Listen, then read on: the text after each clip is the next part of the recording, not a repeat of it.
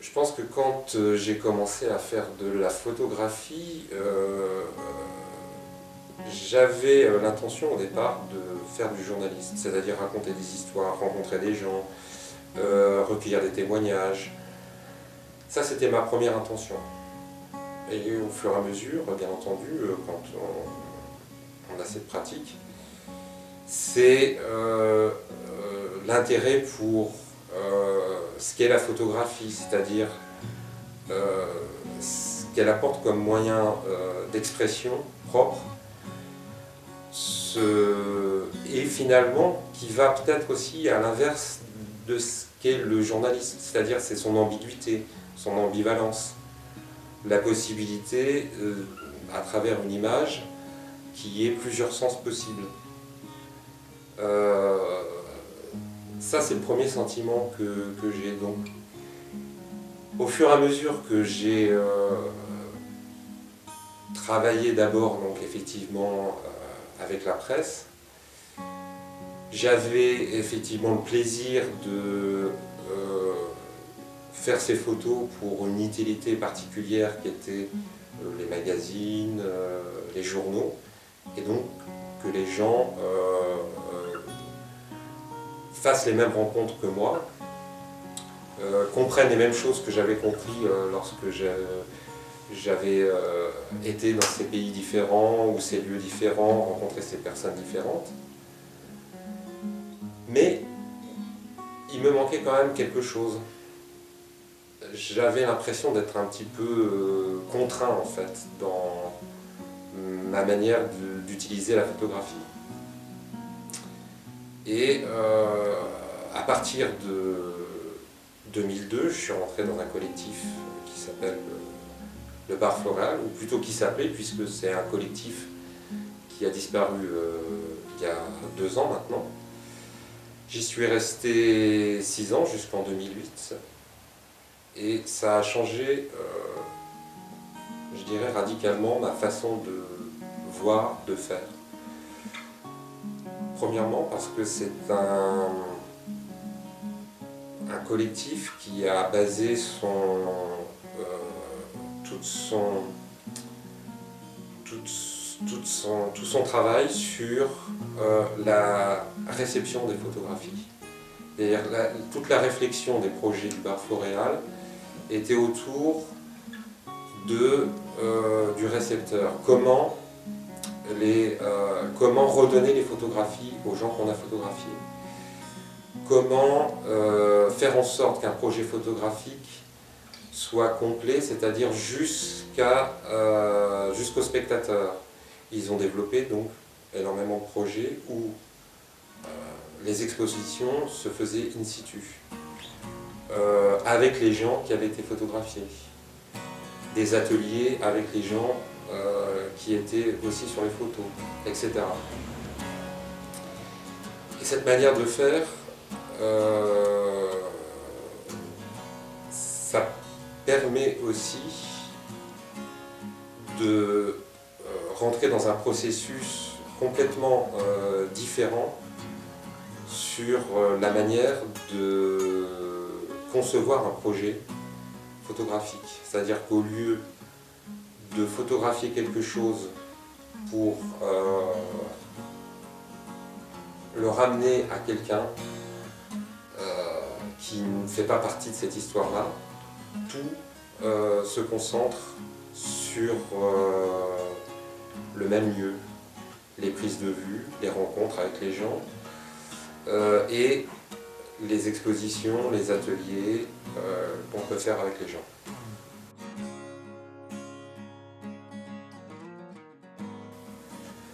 J'ai pas vraiment d'influence en photographie, ou plutôt, plus exactement, elles sont multiples.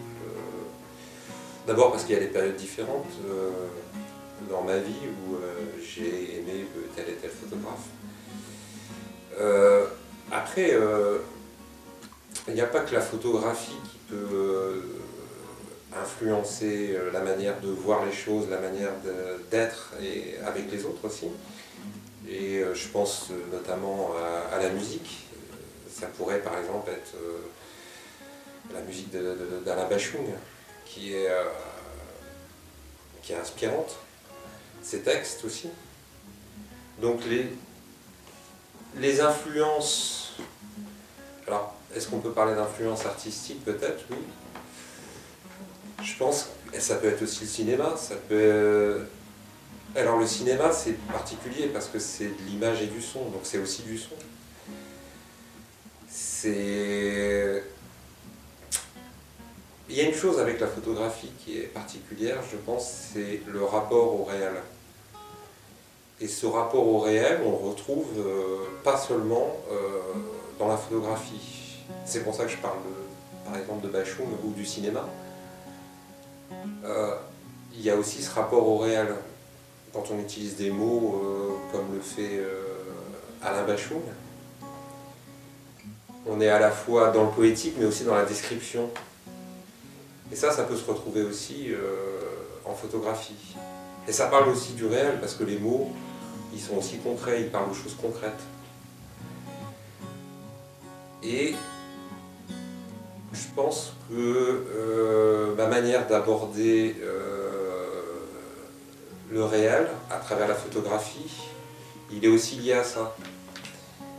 Cette espèce de jeu qu'il peut y avoir toujours entre la chose concrète qu'on photographie et toutes les réalités possibles qui émergent une fois que c'est photographié. Gary Winogrand, par exemple, il disait qu'il photographiait les choses pour savoir ce que ça donne en photographie. Il y a toujours un peu de ça chez les photographes. C'est dans la pratique. Voilà, quand on fait une photographie, on se demande toujours à quoi ça va ressembler une fois que la photo est faite. Bon, moi je photographie pas du tout comme Gary Winogrand. Je photographie même à l'inverse, je dirais, de Gary Winogrand, mais j'éprouve aussi la même sensation. Il y a plein d'influences, de choses qui font qu'on se met à faire de la photographie. Mais je pense qu'au départ, peut-être que déjà il y avait un désir de rencontre, alors à travers le journalisme, visiter d'autres pays, rencontrer d'autres personnes. C'était peut-être la première intention quand j'étais jeune adulte, on va dire, et en fac d'histoire. Ce que j'essaie de développer dans les projets que je mène, que ce soit tout seul ou à plusieurs, c'est le retour des images. Par exemple, un projet que j'ai mené en Serbie, dans une ville industrielle de l'est de la Serbie, à Bor, c'était pas uniquement de prendre des photos de cette ville pour ensuite les ramener ici en France et monter une belle exposition dans un grand musée ou une petite galerie, mais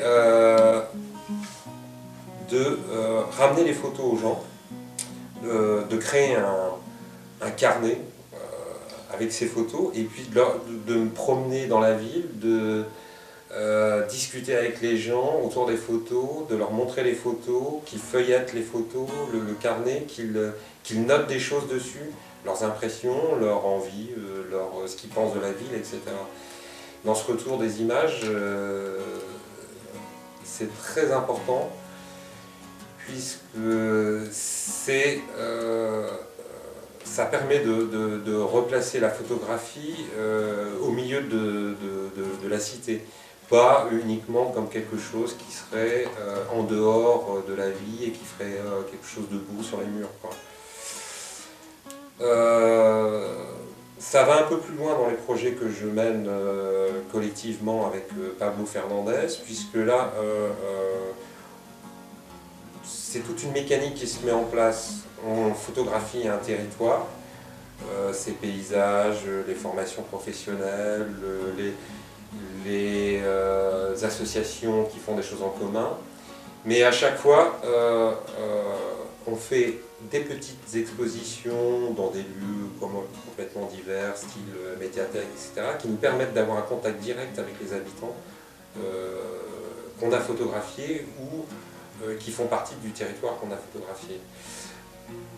ça va aussi plus loin en mettant en place des ateliers photo qui permettent aux gens aussi eux-mêmes de s'exprimer à travers la photographie sur le même territoire. Ça va aussi sur des ateliers d'écriture à partir de nos photographies.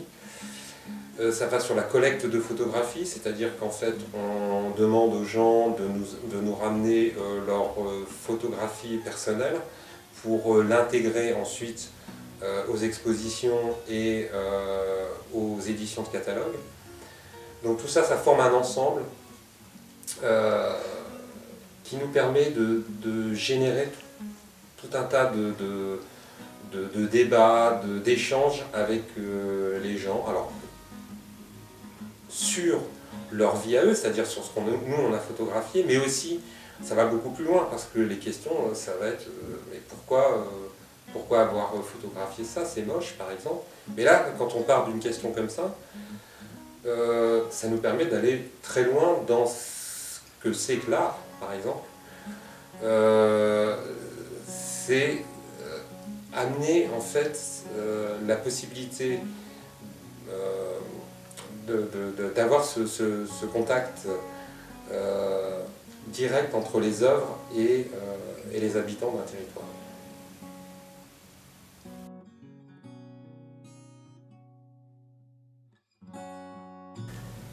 Moi, ce qui m'intéresse dans le projet de Arretic Galerie, c'est de pouvoir faire des choses autour des œuvres, des photographies, c'est-à-dire les ateliers, les conférences,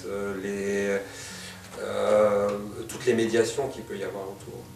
Ça correspond tout à fait au projet que moi je peux mener par ailleurs, donc c'est ce qui m'enthousiasme.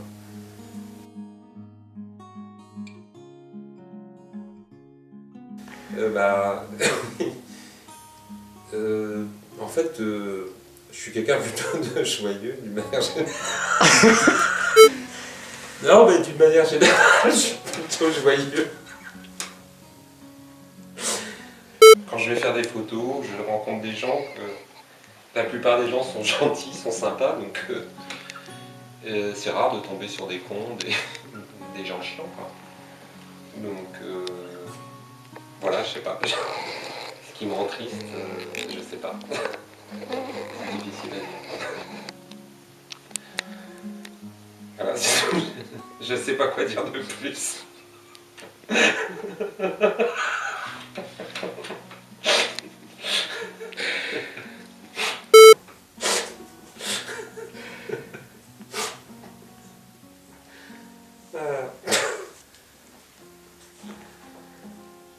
Voilà.